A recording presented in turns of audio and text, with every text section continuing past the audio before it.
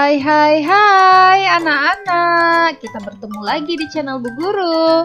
Anak-anak, hari ini kita akan belajar tema 4, globalisasi, tema 1, globalisasi di sekitarku, pembelajaran ketiga.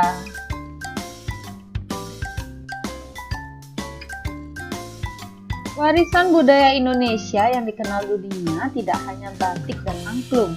Di bidang olahraga, pencaksilat adalah salah satu ilmu bela diri khas Nusantara yang juga merupakan warisan budaya yang mendunia.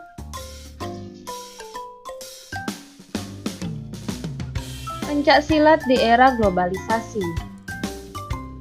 Silat merupakan tradisi yang diturunkan secara lisan dari guru ke muridnya. Hampir tiap daerah di Nusantara memiliki tokoh pendekar silat kebanggaan.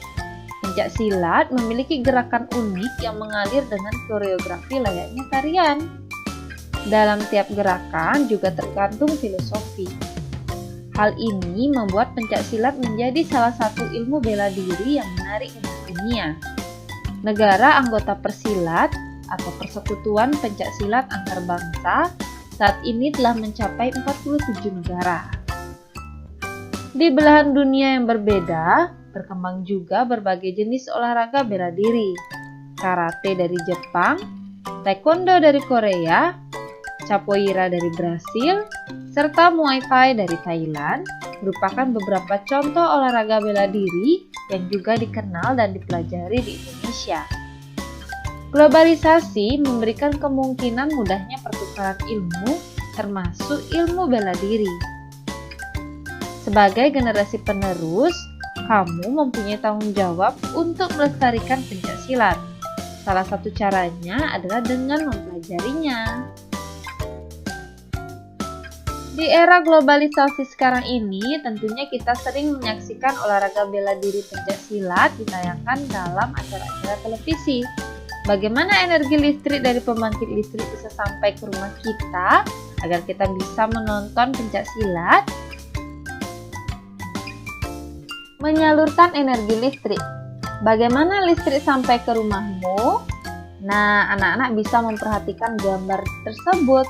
Itulah skema dari penyaluran energi listrik hingga sampai ke rumah kita. Listrik memiliki peranan penting di era globalisasi. Tidak dapat dipungkiri bahwa globalisasi terjadi karena perkembangan teknologi di berbagai bidang yang didukung oleh peran listrik sebagai sumber energi di dalamnya. Listrik dapat dihasilkan dengan memanfaatkan sumber energi yang tersedia di alam, seperti aliran sungai, panas bumi, aliran angin, dan sebagainya. Setelah energi listrik dihasilkan di pusat pembangkit, energi listrik tersebut kemudian dinaikkan tegangannya oleh transformator penaik tegangan hingga 500 kV. Baru kemudian disalurkan ke berbagai tempat menggunakan sistem transmisi yang dinamakan tegangan ekstra tinggi atau SUTET yang menyalurkan energi listrik dari pusat-pusat pembangkit. Setelah melalui SUTET yang melintasi wilayah pegunungan atau hutan-hutan, energi listrik kemudian masuk ke gardu induk. Di gardu induk, energi listrik diturunkan tegangannya oleh transformator penurun tegangan menjadi tegangan menengah 20 kV. Kemudian, energi listrik disalurkan ke gardu-gardu distribusi dan diturunkan kembali tegangannya dalam gardu distribusi menjadi tegangan rendah 220 volt. Tegangan sebesar ini sudah sesuai dengan kebutuhan rumah tangga. Akhirnya, energi listrik disalurkan ke rumah-rumah warga. Dengan adanya listrik, kini masyarakat dapat mengakses informasi yang berasal dari berbagai belahan dunia. Tanpa listrik, tentunya hal tersebut tidak akan bisa terjadi. Lalu, bagaimana dengan daerahmu? Apakah kamu telah merasakan manfaat listrik dalam kehidupan sehari-hari di rumah? Nah, anak-anak, setelah menyimak teks tadi, sekarang mari kita diskusikan beberapa hal berikut ini. Apa saja jenis sumber daya alam yang bisa digunakan untuk membangkitkan energi listrik? Iya, benar sekali anak-anak. Air, panas bumi, angin, dan sebagainya. Itulah sumber daya alam yang bisa dijadikan sebagai pembangkit energi listrik. Apa fungsi sutet pada sistem transmisi energi listrik? Ya, berdasarkan teks tadi, sutet berfungsi untuk mengalirkan energi listrik dari pusat pembangkit bertegangan tinggi menuju ke berbagai tempat. Mengapa energi listrik dari pusat pembangkit listrik perlu dinaikkan lalu diturunkan tegangannya sebelum disalurkan ke rumah-rumah? Karena jarak antara pusat pembangkit dengan rumah penduduk sangat jauh. Dengan dinaikkannya tegangannya, energi listrik tidak kehilangan daya terlalu banyak ketika proses transmisi. Sedangkan penurunan tegangan listrik bertujuan untuk menyesuaikan tegangan yang dibutuhkan oleh alat-alat listrik yang ada pada rumah-rumah.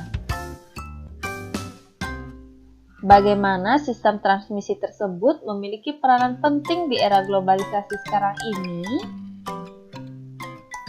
Saat ini, segala aspek manusia sangat terbantu dengan adanya peralatan-peralatan listrik, sehingga listrik menjadi kebutuhan yang sangat penting.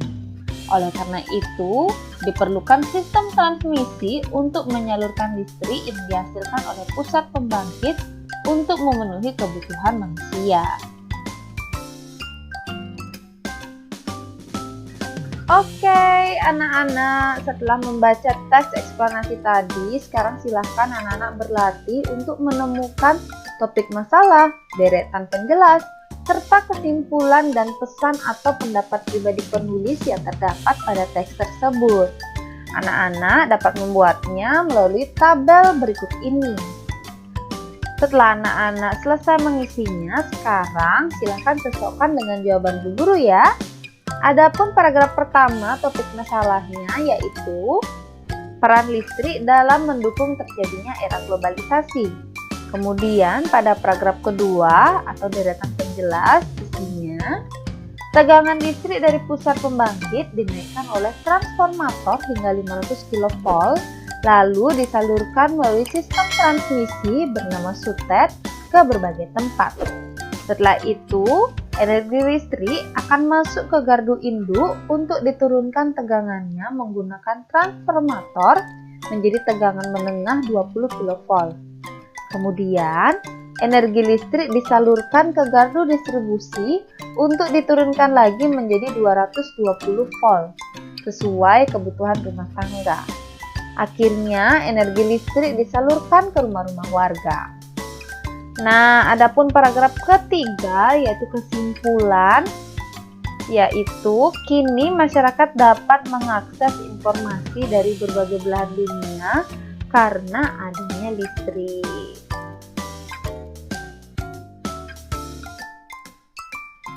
Kamu telah memahami proses menyalurkan energi listrik dengan sistem transmisinya. Komponen utama pada proses penyaluran energi listrik adalah sistem transmisi, sistem distribusi, serta transformator penaik dan penurun tegangan. Siapakah penemu sistem transmisi tersebut? Mari kita baca informasi singkat berikut untuk menambah wawasan ilmu pengetahuanmu. Nikola Tesla. Nikola Tesla, seorang berkebangsaan Yugoslavia, adalah penemu sistem pembangkit dan transmisi listrik pada tahun 1895. Sejak kecil, Nikola memiliki rasa ingin tahu yang besar tentang berbagai hal. Ia sangat menyukai matematika dan fisika. Ia pernah bekerja sama dengan Thomas Alva Edison, pribadi penulis dan merancang 24 jenis dinamo. Setelah Michael Faraday menemukan energi listrik, Nikola mengembangkan penemuan tersebut dengan membangun pembangkit listrik tenaga air atau PLTA pertama di dunia. PLTA tersebut memanfaatkan air terjun Niagara di Amerika. Maka sejak saat itu, listrik pun menerangi dunia hingga sekarang.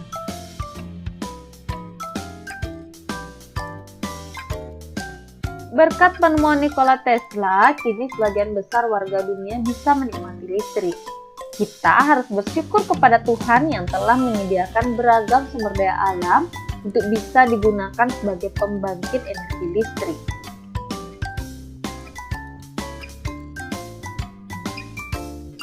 Oke, anak-anak, sekian pembelajaran kali ini. Terima kasih Bu Guru ucapkan karena anak-anak sudah menyimak video ini dengan sangat baik. Nah, seperti biasa sebelum mengakhiri pembelajaran, sekarang silahkan anak-anak kerjakan soal refleksi berikut ini. Soal refleksi 1. Apa saja jenis sumber daya alam yang bisa digunakan untuk membangkitkan energi listrik? 2. Apa fungsi dari sutet pada sistem transmisi energi listrik?